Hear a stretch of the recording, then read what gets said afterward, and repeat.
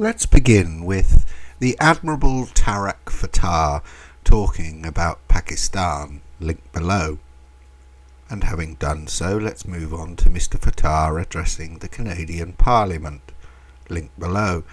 And for those who did not click the links, Mr. Fatah's main point is, in the front row we must have the ugliest Muslim Brotherhood people.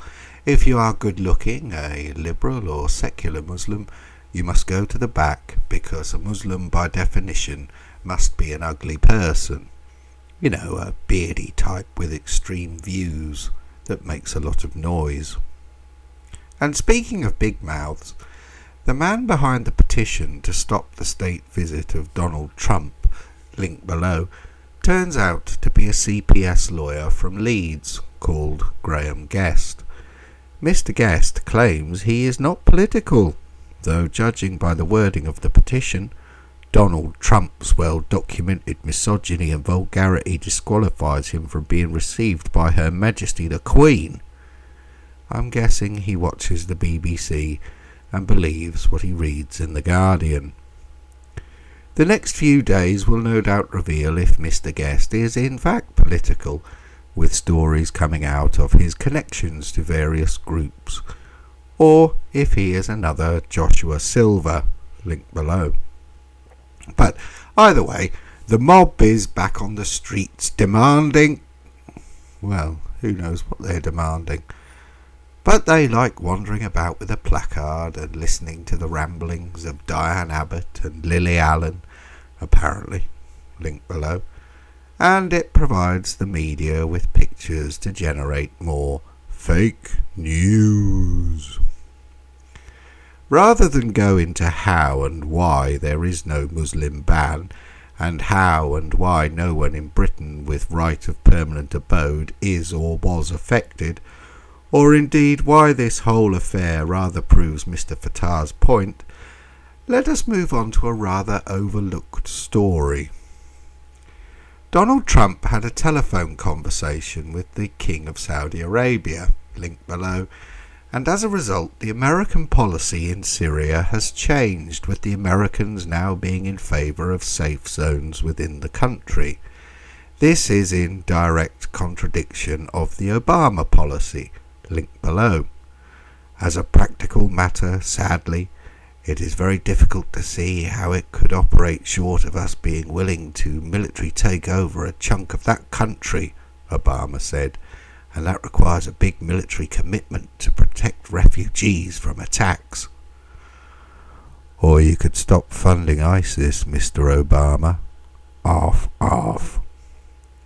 This safe zone was a proposal floated by the Cameron government in 2015, linked below, and was linked to the British refugee policy of vetting refugees in the camps before granting them asylum. Thus, the new Trump policy may or may not be as a result of Theresa May's discussions during her trip to Washington. It certainly looks like the same policy, something reinforced by the proposal that the US military should undertake an assessment of the situation and report back within 90 days. If you consider the moratorium on taking refugees from Syria is 120 days, then it is reasonable to assume the assessment of the situation and the resumption of the refugee program is intended to coincide. And obviously there are diplomatic considerations, but Mr. Lavrov, the Russian foreign minister, has said he is willing to discuss the proposal, linked below. The Turks have long been in favour, as have the Germans and increasingly the Gulf states.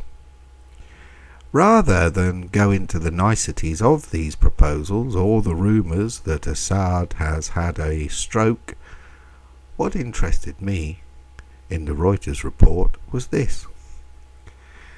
The White House statement said the two also discussed what it called an invitation from the King for Trump to lead a Middle East peace effort to defeat terrorism and help to build a new future economically and socially as for Saudi Arabia and the region. The two also discussed the Muslim Brotherhood, the senior Saudi source said, referring to a reference to the late al-Qaeda leader. It was mentioned that Osama bin Laden was recruited at an early stage by the organisation. Egypt, Saudi Arabia and the United Arab Emirates designated the Brotherhood a terrorist organisation. Riyadh fears the Brotherhood, whose Sunni Islamist doctrines challenge the Saudi principle of dynastic rule, has tried to build support inside the kingdom since the Arab Spring revolutions.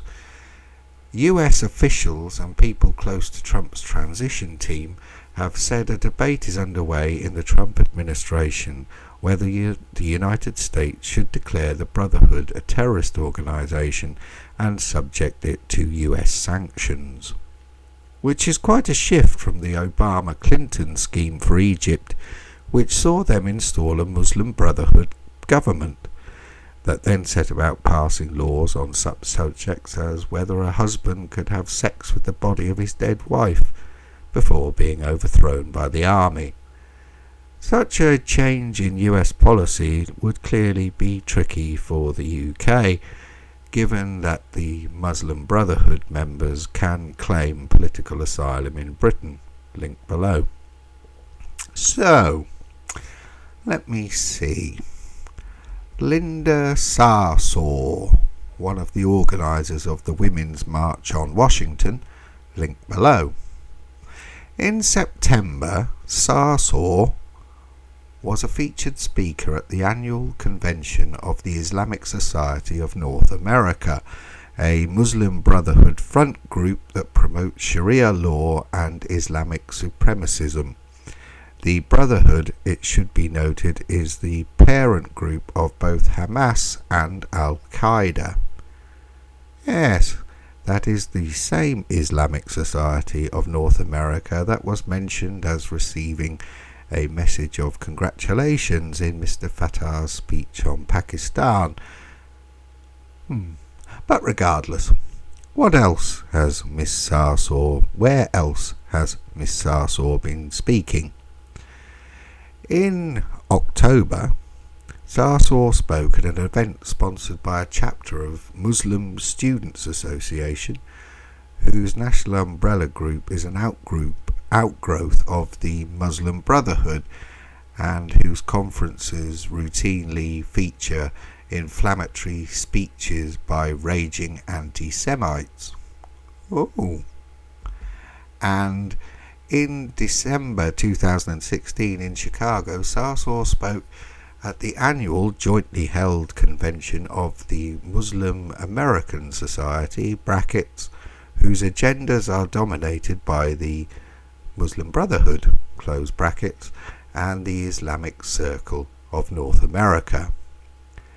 And I noticed that in Britain, according to Breitbart, linked below, the demonstrations are being coordinated by Stop the War Coalition, Stand Up to Racism, Muslim Association of Britain, Muslim Engagement and Development, the Muslim Council of Britain, CND, and Friends of Al-Aqsa.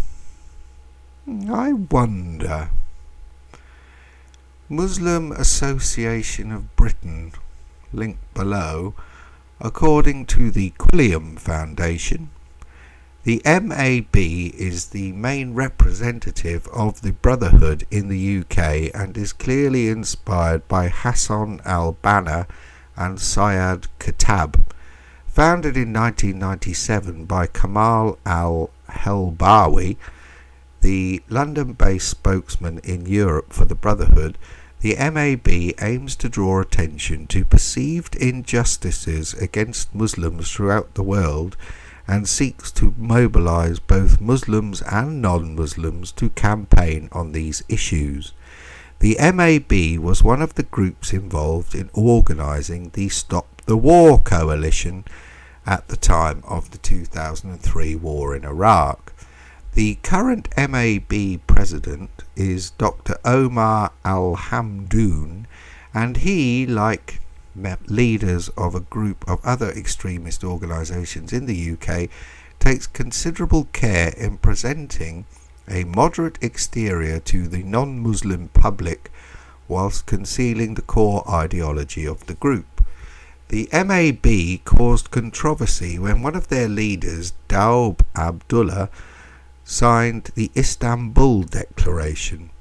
This declaration instructed Muslims to attack foreign navies after Gordon Brown had offered Royal Navy resources to help monitor events in Gaza and stop weapons being smuggled into the territory. So what about the Friends of Al-Aqsa? Link below.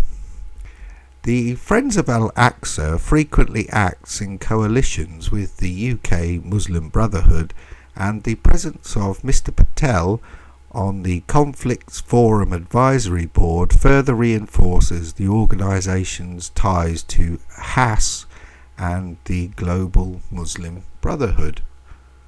Surely not Muslim engagement and development? Link below. Well, not exactly.